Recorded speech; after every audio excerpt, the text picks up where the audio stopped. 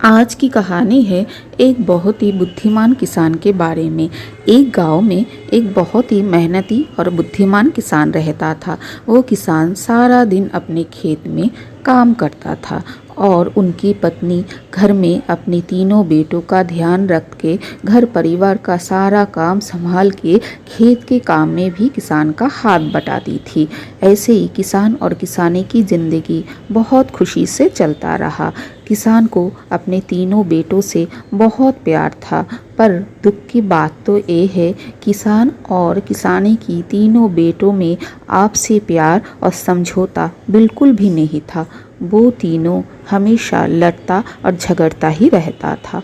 उन तीनों में इतना ज़्यादा कलेश था कि उन तीनों एक साथ ही काम नहीं कर सकता, क्योंकि कोई काम शुरू करने के कुछ देर बाद ही उन तीनों में कलेश शुरू हो जाता और आपसी मनमुटाव से वो तीनों फिर से अलग हो जाता। इसी बात को लेके किसान के मन में बड़ा ही चिंता था, क्योंकि आपसी कलेश में वो सारे एक दूसरे से अलग रहेंगे तो अकेला और कमज़ोर हो जाएगा। इसी बात से किसान ने अपने बेटों को समझाने की बहुत कोशिश की और तीनों बेटों ने अपने बाप की बात को बिल्कुल अनसुना कर दिया और दिन प्रतिदिन उन तीनों में आपसी मनमुटाव कलेश बढ़ता ही गया। तब किसान ने सोचा कि इन तीनों को सबक सिखाने के लिए कुछ न कुछ तरकीब तो ढूंढना ही पड़ेगा। किसान के दिमाग में एक बहुत ही अच्छा तरकीब आया और किसान ने किसानी को बोला तीनों बेटों को इकट्ठे उनके पास बुलाने के लिए। किसानी ने अपनी बेटों को बोली कि तुम लोगों के बापू तुम लोगों के साथ कुछ बात करना चाहता है।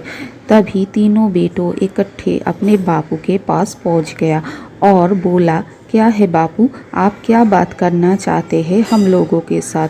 तभी किसान ने हंसते हुए आंगन में पड़ी एक लकड़ी की गुच्छे को दिखाते हुए बोला कि उस लकड़ी की गुच्छे को लेके आओ मेरे पास। तभी बड़े बेटे ने बोला, इस लकड़ी से क्या होगा।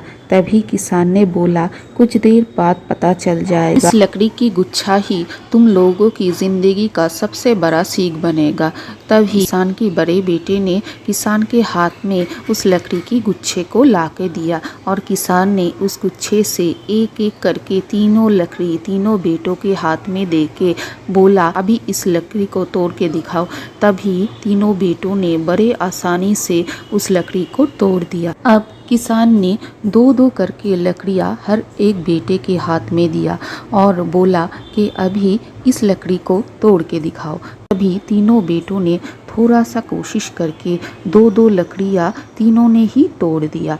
तभी किसान ने एक एक गुच्छा करके लकड़ी तीनों बेटों के हाथ में थमा के बोला कि इस लकड़ी की गुच्छे को तोड़ के दिखाओ, तो जो तोड़ पाएगा उसको इनाम मिलेगा। और तीनों बेटों ने जी जान लगा के कोशिश किया, पर किसी ने लकड़ी की गुच्छे को तोड़ नहीं पाया। तभी किसान ने हंसते हुए बोला कि अभी तुम लोगों को समझ में आया कि मैं क्या समझाने की कोशिश कर रहा था इतनी देर से, कि तुम लोग अगर ऐसे ही लड़ते झगड़ते रहोगे तो अकेले पड़ जाओगे।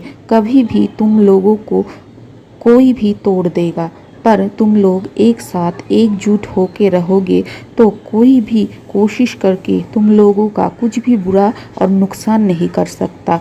तो तीनों भाइयों को अपनी अपनी गलतियाँ समझ में आ गया और इन तीनों ने किसान से माफ़ी मांगा और किसान ने बोला कि तुम तीनों भाई मिलजुल के एक होके बिल्कुल लकड़ी की गुच्छे की तरह रहने की कोशिश करो, वरना ज़िंदगी में आगे चल तुम लोगों को बहुत मुसीबत आने वाला है।